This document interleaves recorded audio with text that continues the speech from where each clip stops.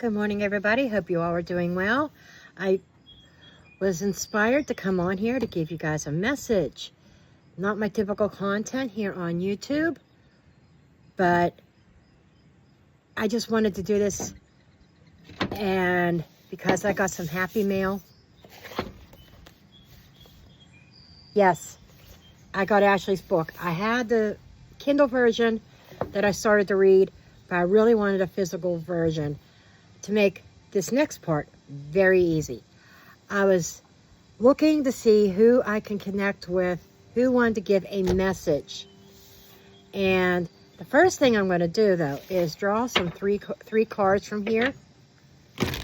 This is how this is going. I think I did it backwards on TikTok. By the way, check me out on TikTok for exclusive content over there that you will not find here on YouTube. And vice versa. You may want to follow me in both places. But I just got this tarot deck in. I was inspired also by the Reckoning Code to get this deck, to be perfectly honest. Not to mean to be a copycat, but I saw her using it and it was just so profound. And over on TikTok, I got some big things planned with this deck.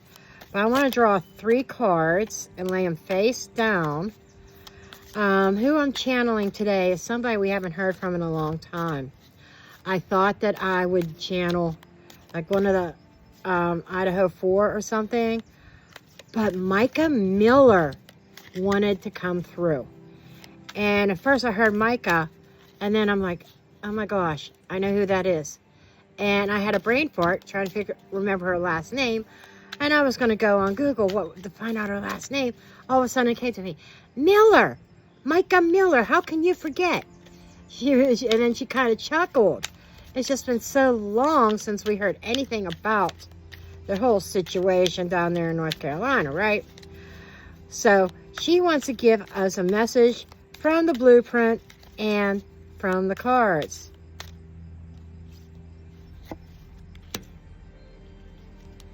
So you see me drawing 3 cards. They're being laid face down. This first one really wanted to fly out of the deck. And so what we're going to do here is, I'm not going to look.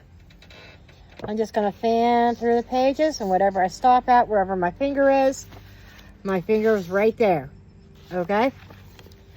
So I am going to read this passage. This is her message to us. Okay, and it is from chapter 5, The Climb of Ascension. This is quite fitting because you know she was a pastor's wife, and anyhow, what it says is this part of the ascent teaches you self-reliance, not as isolation, but as self-trust. You realize that you are not waiting to be saved. You are your own foundation. You begin to take responsibility for your life. That hits a chord with me really strong. You know, being self-reliant, taking responsibility for my own life. You take a responsibility for your own life, your own choices.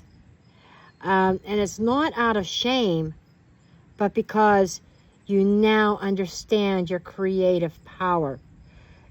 You're not here to fix yourself. You're here to remember yourself. Very profound. We're here to learn lessons along our ascension journey. Basically, no, that's not in the book. That's just something I'm channeling from Mica. This remembering leads you to choices that align with your true values. Saying no when something doesn't resonate. Investing in what brings you peace. Honoring your limits instead of pushing past them.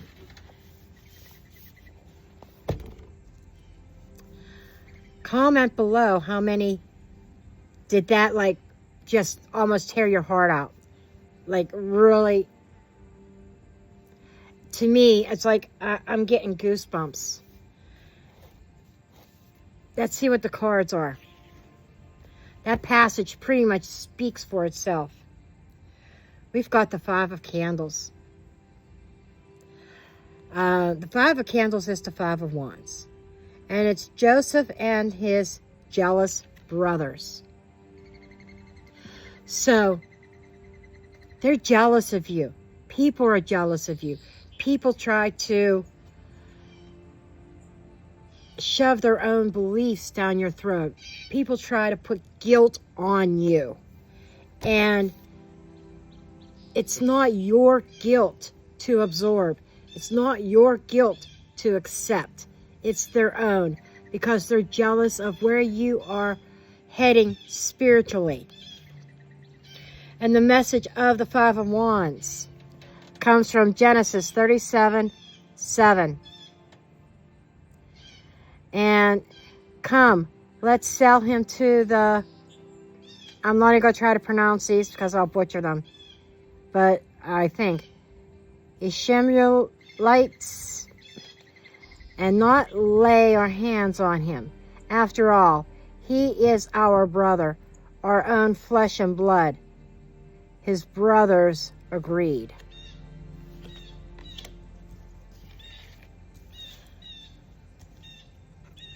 Now I understand why Mica wanted to come through with this, because of her own religious background and belief. Six of Grains. This is the Six of Pentacles. This is balancing. This is investment. And just look at that. This, I feel a gift from God, a gift from the universe coming your way, and it is yours truly to receive the positive things that the universe has for you. And the verse on here is from Mark 12th chapter 43rd verse. Calling his disciples to him, Jesus said, "Truly I tell you, this poor widow has put more into the treasury than all the others." This is what you're investing selflessly, with genuine heart. And you being rewarded for everything that you give to others. And your rewards is making you raise higher. Your vibrations raising. You are ascending, and others are jealous of that. And I feel like that there are some who want to ride on your coattails. Oh, I want to rise up too. Take me with you. But me do work? No. They don't want to do the work. They want you to do all the work. They want you to do all the investing.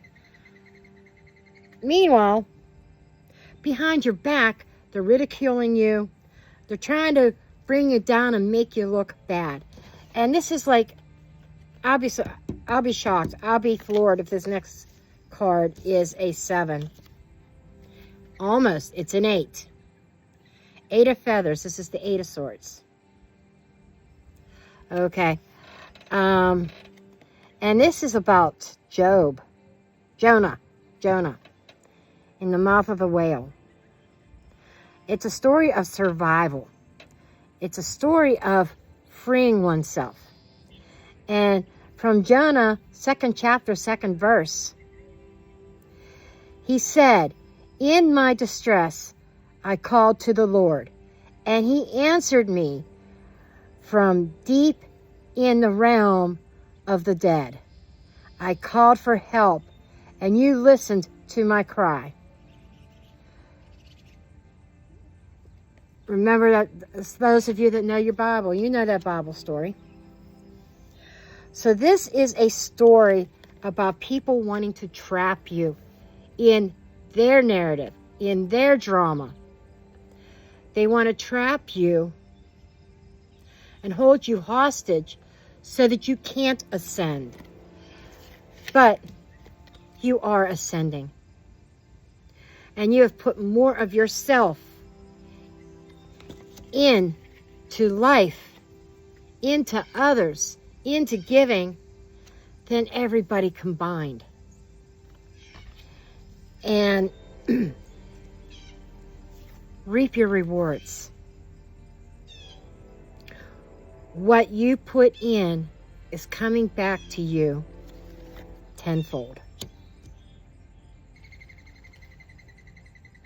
So that's so much like Mica.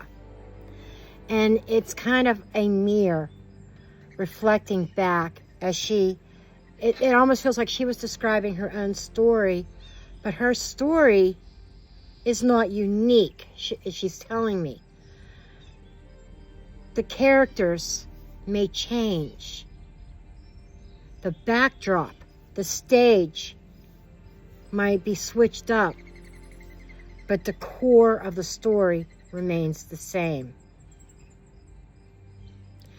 Mica put her heart, her soul, her very being into serving God, into serving her community, and loving everybody unconditionally, even her own shady husband, who was the pastor of the church, Solid Rock Church in North Carolina. And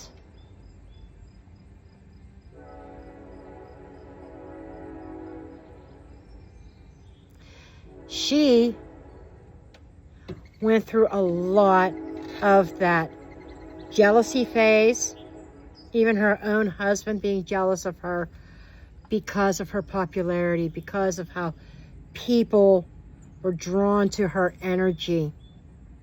Her light just shined and radiated out beyond the eye could see.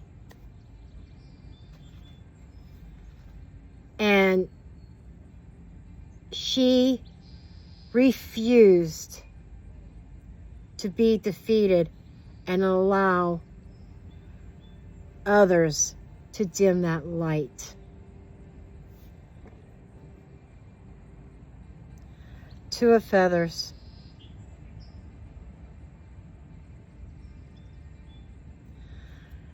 So some of the things that you're going through right now is a test. The two of feathers, God tests Abraham's faith. And right now, your faith might be tested, but don't let it waver. Stay focused. Keep manifesting.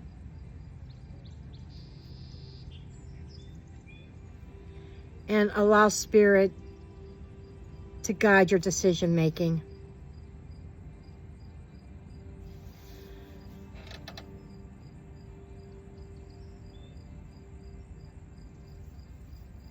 And I'm not getting deep into what happened to her. She doesn't want me to. But she wants to say, even in death, she wants her light to still shine. And she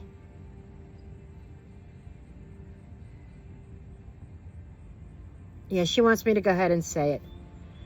She did not leave this world by choice. It was not her choice. She felt she had so much more to do and to accomplish when she was present physically. But all that said, she's given me more messages, but she wants me to save it for another reading. Another spiritual message. Oh, she says take it over on TikTok. Okay, we'll take it over on TikTok and dig further and dig more into this book. And Ashley, Mica, approves. And to all of you, Mica sends lots of love, light, and healing. And you know what? So do I.